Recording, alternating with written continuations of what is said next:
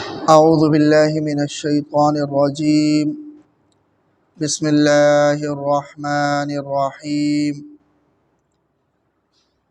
قال رب أنى يكون لي غلام وقد بلغني الكبر وامرأتي عاقر قال كذلك الله يفعل ما يشاء قال زکریا علیہ السلام نے فرمایا ربی اے میرے پروردگار انا یکون لی غلام میرے ہاں لڑکا کیسے ہو سکتا ہے وقد بلغنی الکبر جبکہ بڑھاپے نے مجھے آ لیا ہے وامرأتی عاقر اور میری بیوی بانجھ ہے۔ حضرت زکریا علیہ السلام کو فرشتوں نے خبر دے دی کہ آپ کے ہاں اولاد ہوگی، تو زکریا علیہ السلام پھر سوال کر رہے ہیں کہ کیسے ہو سکتا ہے۔ اس کا ظاہری مطلب تو یہ ہے کہ زکریا علیہ السلام کو گویا کہ فرشتوں کی اس خبر پر یقین نہیں تھا۔ ایسی بات نہیں ہے، زکریا علیہ السلام کو یقین بھی تھا کہ ہاں یہ ہونا ہے، اپنے آنکھوں سے دیکھ بھی چکے ہیں، ویسے بھی ان کا ایمان تھا اللہ تبارک و تعالی کی قدرت پر، اور حضرت مریم علیہ السلام کا جو واقعہ ہوا وہ خود اپنے آنکھوں سے دیکھا حضرت زکریا علیہ السلام، تو انہیں یقین تھا۔ لیکن یہ سوال زکریا علیہ السلام نے جو کیا ہے یہ صرف یہ یقینی بنانے کے لیے کہ ہمارے ہاں جو بچہ ہوگا وہ اسی حالت میں ہوگا کہ ہم بوڑھے ہی رہیں گے، یا یہ کہ ہماری حالت بدل جائے گی، ہم دوبارہ جوان ہوں گے تو ہمارا بچہ ہوگا۔ اس بات کو یقینی بنانے کے لیے انہوں نے سوال کیا کہ میں بڑھاپے کے اس نہج پر پہنچ چکا ہوں جہاں انسان اولاد سے نا امید ہو چکا ہوتا ہے، پھر میری بیوی وہ بھی بوڑھی ہے اور اس پر مستضاد و بانجھ بھی ہے کہ آج تک کوئی اولاد نہیں ہوئی ہماری، تو کیا اسی حالت میں ہی ہمارا بچہ ہوگا یا کوئی حالت بدل جائے گی ہماری تو اس حالت میں ہمارا بچہ ہوگا؟ اس لیے حضرت زکریا علیہ السلام نے یہ سوال کیا، مقصود ان کا یہی تھا۔ اور جیسے اگلی آیت میں بھی انہوں نے یہی مطالبہ کیا اللہ سے کہ کوئی نشانی ہمارے لیے مقرر کر دے۔ اصل میں زکریا علیہ السلام کو جب بچے کی یہ خوشخبری ملی ہے، ظاہر ہے انہیں یقین تو تھا کہ بچہ ہوگا، لیکن اللہ تبارک و تعالیٰ کی اس نعمت کی شکر گزاری ابھی سے وہ ادا کرنا چاہ رہے ہیں۔ جس طرح کی ایک ایسی نعمت انسان کو مل جائے جس کی انسان کو امید ہی نہ ہو، تو انسان کو خبر مل جائے کہ بھئی ہاں آپ کو فلاں نعمت ملنے والی ہے، تو انسان کے اندر ایک گونہ بے چینی آ ہی جاتی ہے۔ زکریا علیہ السلام کے اندر یہ بے چینی اس لحاظ سے نہیں تھی کہ انہیں یقین نہیں تھا، بلکہ بے چینی اس تھی کہ ہاں میں ابھی سے اللہ تبارک و تعالیٰ کا شکر ادا کرنا شروع کر دوں جب سے میرے بچے کا وہ سلسلہ شروع ہو جائے۔ تو اس لیے سوال کیا کہ میرے ہاں بچہ کیسے ہو سکتا ہے جبکہ میں بوڑھا ہوں، میری بیوی بانجھ ہے۔ قال اللہ تبارک و تعالیٰ نے فرمایا کذالک اللہ یفعل ما یشاء، اسی طرح اللہ تبارک و تعالیٰ جو چاہے کر دیتے۔ اللہ تبارک و تعالیٰ کی ذات ایسی ہے کہ وہ کسی انما امرنا اذا اراد شیئا ان نقول له کن فیکن، کہ جس کسی کام کے ہونے کا ارادہ کر لے تو ہم کن کہہ دیتے ہیں تو وہ ہو جاتا ہے۔ اگرچہ اللہ تبارک و تعالیٰ نے دنیا کا ایک نظام اس طرح ترتیب دیا ہے کہ ہر چیز کو سبب کے ساتھ معلق کیا ہے، یہ نہیں کہ انسان زہر کھا لے اور زہر کھانے کے بعد وہ یہ امید بھی رکھے کہ بھئی ہاں یہ زہر مجھ پر کوئی اثر نہیں کرے گا، نہیں، زہر کھائے گا تو زہر کا اثر ہوگا، صحت مند غذائیں کھائے گا تو صحت ملے گی اسے، لیکن اسباب میں یہ اثر اللہ تبارک و تعالیٰ نے ڈالا ہے، یہ ایک مومن کا ایمان ہوتا ہے۔ اللہ تبارک و تعالیٰ چاہے تو ان اثر کو اٹھا سکتا ہے سبب کے اندر، یہ ایک مومن کا ایمان ہوتا ہے۔ جیسا کہ کل میں نے عرض کیا تھا کہ ابراہیم علیہ السلام نے چھری چلا دی اور بظاہر اثر یہی ہونا تھا کہ وہ گردن کٹ جانی تھی، لیکن اللہ نے اس چھری سے اس اثر کو ختم کر دیا، اس سبب سے اس اثر کو ختم کر دیا۔ عام طور پر انسان کی پیدائش ماں باپ کے ذریعے سے ہوتی ہے، عیسیٰ علیہ السلام کی پیدائش بغیر باپ کی ہوئی، تو وہاں پر سبب کی طرف اللہ کی احتیاج نہیں ہوئی، بغیر سبب کے وہ بچہ پیدا ہوا۔ یہ جو واقعات ہوتے ہیں اس کو اسی لیے معجزہ کہتے ہیں کہ یہ خلاف عادت ہوتے ہیں، اسباب کے برخلاف ہوتے ہیں، اسی لیے پیغمبر کے ہاتھ سے صادر ہوں تو اس کو معجزہ کہتے ہیں، کسی اللہ کے نیک بندے کے ہاتھ سے اگر صادر ہوں تو اس کو کرامت کہتے ہیں۔ تو اللہ نے جواب دیا کہ کذالک اللہ یفعل ما یشاء، اللہ تبارک و تعالیٰ اسی طرح اللہ جو چاہے کرتے ہیں، تو اسی حالت میں ہی تمہارا بچہ ہوگا، یہ بات یقینی ہوگی کہ بڑھاپے کے حالت میں ہی ہوگا۔ پھر زکریا علیہ السلام نے ایک اور درخواست کی، قال فرمایا زکریا علیہ السلام نے، ربی اے میرے پروردگار، اجعل لی آیہ، میرے لیے کوئی نشانی مقرر کر دیجئے کہ مجھے پتہ چلے کہ ہاں اب حمل ٹھہر گیا ہے،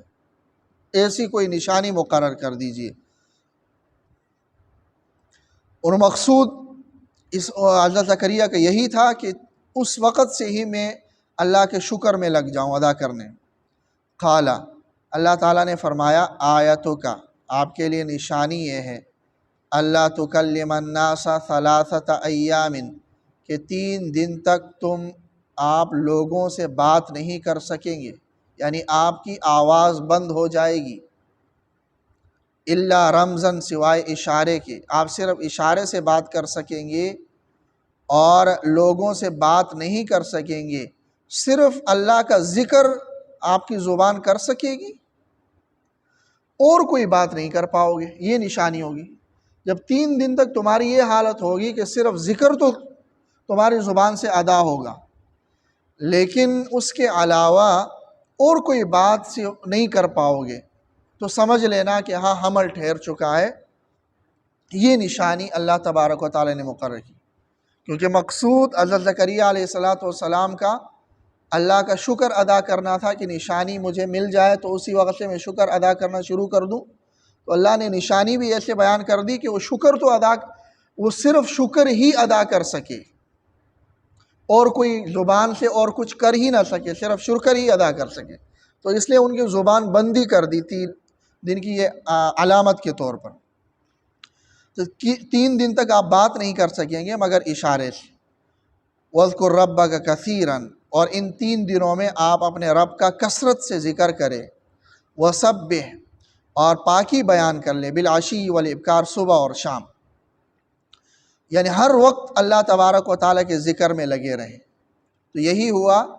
کہ وہ 3 دن حضرت زکریا علیہ السلام کی زبان بند ہو گئی کہ دوسری باتوں کے لیے زبان نہیں چلتی تھی، اور اللہ کے ذکر اور عبادت وغیرہ میں زبان چل جاتی تھی۔ تو 3 دن اسی طرح رہا، تو یہ ایک علامت تھی ان کے ہاں بچے کی آمد کی۔ تو اس طرح سے اللہ تبارک و تعالیٰ نے حضرت زکریا علیہ السلام کو ایسی عمر میں یحییٰ علیہ السلام کی صورت میں بیٹا عطا کر دیا۔ اور یہ واقعہ یہاں ذکر کرنے کا مقصود یہی ہے کہ عیسائیوں کو یہ بتانا ہے کہ حضرت عیسیٰ علیہ السلام بغیر باپ کے پیدا ہو گئے۔ ہونا تو یہ چاہیے تھا کہ تم یہ کہتے کہ اللہ تبارک و تعالیٰ کی قدرت سے ایسا ہوا، تم نے الٹا حضرت عیسیٰ علیہ السلام کو الہ اور معبود بنا لیا اور خدا مان لیا۔ تو اس سے ذرا پہلے بھی تو سوچ لو کہ یحییٰ علیہ السلام کی پیدائش بھی تو خلاف عادت ہوئی، بڑھاپے کی حالت میں ہوئی، اس کو تو تم معبود نہیں مانتے ہو۔ تو جو کام اللہ نے خلاف عادت حضرت یحییٰ کے صورت میں کیا وہی حضرت عیسیٰ میں کیا، تو اس سے نہ حضرت یحییٰ کوئی اللہ خدا بن گئے اور نہ ہی حضرت عیسیٰ علیہ السلام خدا بن گئے۔ وَإِذْ قَالَتِ الْمَلَائِكَةُ، اور وہ وقت بھی یاد کرنے کا ہے۔ اب دوبارہ مریم علیہ السلام کا ذکر تھا۔ مریم علیہ السلام کا ذکر ہی چل رہا تھا جب زکریا علیہ السلام نے دیکھا کہ ان کو یہ اللہ تبارک و تعالیٰ کی طرف سے اس طرح کے خلاف عادت رزق مل رہا ہے، تو انہوں نے پھر اپنے لیے دعا کی، تو وہ ذکر یہاں پر ہوا۔ اب دوبارہ حضرت مریم کا ذکر ہے، وہ وقت بھی یاد کرنے کا ہے۔ قالت الملائکۃ، جب فرشتوں نے کہا، یا مریم، اے مریم، ان اللہ اصطفاکی، بے شک اللہ تبارک و تعالیٰ نے آپ کو چن لیا ہے، یعنی دیگر عورتوں پر آپ کو فضیلت دی ہے۔ وطہرکی، ہر قسم کے گناہوں سے آپ کو پاک کر دیا ہے۔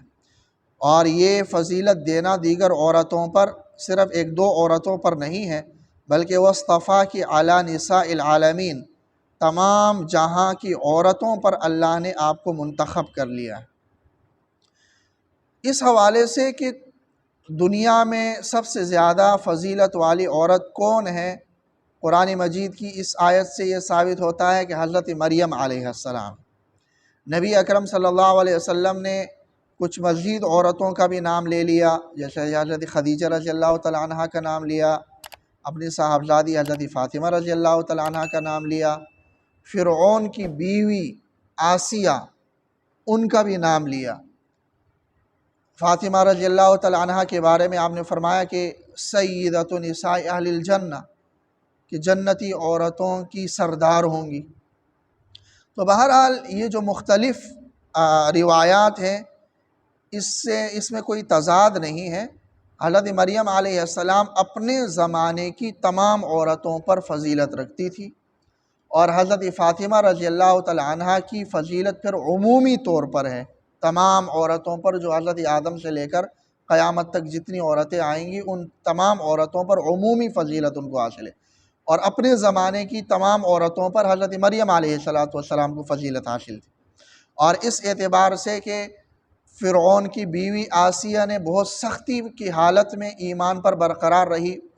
اس اعتبار سے ان کو فضیلت حاصل ہے۔ اور حضرت خدیجہ رضی اللہ تعالی عنہ آپ صلی اللہ علیہ وسلم کا اعلان نبوت سنتے ہی آپ پر ایمان لے آئی، بغیر کسی اعتراض کے۔ جو آپ صلی اللہ علیہ وسلم کے نبوت کا اعلان سن کر جو 4 افراد بغیر کسی سوال کے ایمان لے آئے، آپ نے کہا میں نبی ہوں، وہ ایمان لے آئے۔ ان میں سے ایک حضرت خدیجہ رضی اللہ تعالیٰ عنہ ہے، دوسرے حضرت ابوبکر صدیق رضی اللہ تعالیٰ عنہ ہیں، تیسرے حضرت علی المرتضیٰ رضی اللہ تعالیٰ عنہ ہیں، اور چوتھے حضرت زید ابن حارثہ رضی اللہ تعالیٰ عنہ۔ تو ان میں دیکھا جائے تو چاروں کو فضیلت حاصل ہے، کوئی شک نہیں ہے۔ حضرت علی رضی اللہ تعالیٰ عنہ 13 سال کی عمر کے تھے اس وقت، زید ابن حارثہ 30 سال کے تھے، اور حضرت خدیجہ رضی اللہ تعالیٰ عنہ ظاہر ہے کہ وہ 55 سال کی عمر کی تھی جب آپ صلی اللہ علیہ وسلم کو نبوت ملی ہے، اور ابوبکر صدیق رضی اللہ تعالیٰ عنہ آپ صلی اللہ علیہ وسلم سے 2 سال چھوٹے تھے، تو 38 سال کے ہو گئے۔ تو بہرحال ان میں چاروں کو فضیلت حاصل ہے، لیکن ظاہر حضرت خدیجہ رضی اللہ تعالیٰ عنہ آپ کی زوجہ ہیں، حضرت علی رضی اللہ تعالیٰ عنہ آپ کے زیر پرورش تھے، حضرت ابو طالب آپ کے چچا بہت غریب تھے، تو ان کی اولاد ان کے دیگر خاندان کے افراد کے زیر پرورش تھی، تو حضرت علی حضور صلی اللہ علیہ وسلم کے زیر پرورش تھی، بچپن سے ہی آپ صلی اللہ علیہ وسلم کے ساتھ۔ اور زید ابن حارثہ آپ صلی اللہ علیہ وسلم کے غلام تھے، اگرچہ آپ نے آزاد کر لیا تھا اور اپنا بیٹا بھی بنا لیا تھا، پھر بعد میں اللہ نے اس حکم کو منسوخ کر دیا۔ تو بہرحال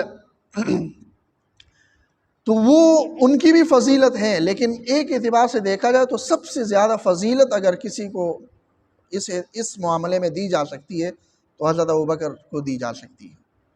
کہ وہ ایک آزاد فرد تھے، آپ صلی اللہ علیہ وسلم کے خاندان کے ساتھ کوئی تعلق نہیں تھا، آپ صلی اللہ علیہ وسلم کے کسی بھی اعتبار سے اس طرح نہیں تھا، ایک آزاد فرد تھے۔ انہوں نے آپ صلی اللہ علیہ وسلم کے اعلان ہوتے ہی مان لیا کہ میں اس کی تصدیق کرتا ہوں۔ تو یہ ایک ایسی فضیلت ہے کہ جو حضرت ابوبکر کو حاصل ہے، اسی لیے ان کا لقب بھی صدیق اسی وجہ سے، تصدیق کرنے والے۔ تو بہرحال مریم علیہ السلام کے بارے میں فرمایا کہ آپ کو اللہ نے منتخب کیا ہے، آپ کو پاک کر دیا ہے، اور تمام جہاں کی عورتوں پر آپ کو منتخب کر لیا ہے، یہ فضیلت دی ہے۔ تو دیکھا جائے تو عیسائیت صرف ایک نظریے کی مار ہے، وہاں ان کا یہ نظریہ ٹوٹا حضرت عیسیٰ علیہ السلام کے بارے میں کہ وہ الہ ہے یا اللہ ہے، اس نظریے پر زد پڑی تو پھر اسلام کی طرف آنے میں ان کو کوئی دیر نہیں لگنی۔ ایک حضرت مریم علیہ السلام کے بارے میں قرآن کہہ رہا ہے اس زمانے کی تمام عورتوں پر فضیلت ہے، مریم علیہ السلام کے ذکر سے قرآن بھرا پڑا ہے۔ عیسیٰ علیہ السلام جلیل القدر پیغمبر ہے، قرآن مانتا ہے، ہمارا ایمان ہے، اگر ہم انکار کرتے ہیں تو ہم کافر ہو جاتے ہیں۔ تو اس لیے ذرا سا اگر وہاں پر تھوڑا سا ان کو یہ وہ ہو جائے کہ ہاں حضرت عیسیٰ علیہ السلام کو، حضرت مریم کو وہ خدا کا درجہ نہ دے، تو باقی اسلام کی طرف آنے میں پھر ان کے لیے کوئی رکاوٹ نہیں، یہی ایک چیز رکاوٹ ہے ان کی۔ اور دوسری طرف دیکھیں کہ اسلام کے ایک حق مذہب ہونے کی ایک بڑی علامت یہ بھی ہے کہ اسلام کہتا ہے کہ عیسیٰ علیہ السلام پیغمبر ہیں، عظیم پیغمبر ہیں۔ مریم علیہ السلام کی تعظیم کا اور اس کی عظمت کا اسلام قائل ہے۔ یہودیوں کی طرف اگر دیکھا جائے عزیر علیہ السلام کی عظمت کا، موسیٰ علیہ السلام کی عظمت کا قرآن قائل ہے۔ دوسری طرف وہ محمد صلی اللہ علیہ وسلم کو نہیں مانتے، جس ترتیب سے حضرت موسیٰ علیہ السلام آئے، جو دلائل حضرت موسیٰ وہی محمد صلی اللہ علیہ وسلم کے پاس ہے، لیکن وہ نہیں مانتے۔ تو اس میں بھی دیکھا جائے کہ ہاں تنگ نظری کس طرف ہے اور وسعت نظری کس طرف۔ اسلام میں وسعت نظری ہے، محمد صلی اللہ علیہ وسلم بھی ہمارے لیے معیاری ایمان ہے اور موسیٰ اور عیسیٰ بھی ہمارے لیے معیاری ایمان ہے۔ وہاں ایسا نہیں، وہاں کہتے صرف موسیٰ ہے، عیسیٰ اور محمد نہیں ہے، یا عیسیٰ وہ کہتے ہیں کہ صرف عیسیٰ ہے، موسیٰ اور محمد نہیں ہے، الیاذ باللہ۔ تو بہرحال وَاصْطَفَاكِ عَلَىٰ نِسَاءِ الْعَالَمِينَ، یا مریم، اے مریم، اُقْنُتِي لِرَبِّكِ، اپنے رب کی اطاعت کیجئے، وَاسْجُدِي، اور سجدہ کیجئے، یعنی نماز پڑھیے، وَارْكَعِي، اور رکوع کیجئے، مع الراکعین، رکوع کرنے والوں کے ساتھ، یعنی اپنے رب کی اطاعت کیجئے عام احکامات میں، خصوصاً نماز کی پابندی کیجئے، کیونکہ اللہ تبارک و تعالیٰ نے تمہیں ایک نعمت سے نوازا، اتنی بڑی عظمت سے نوازا، تو اس کا تقاضا یہ ہے کہ تم شکر ادا کر لو، اور شکر یہی ہے اللہ کی اطاعت کرنا۔ اللہ تعالیٰ عمل کی توفیق۔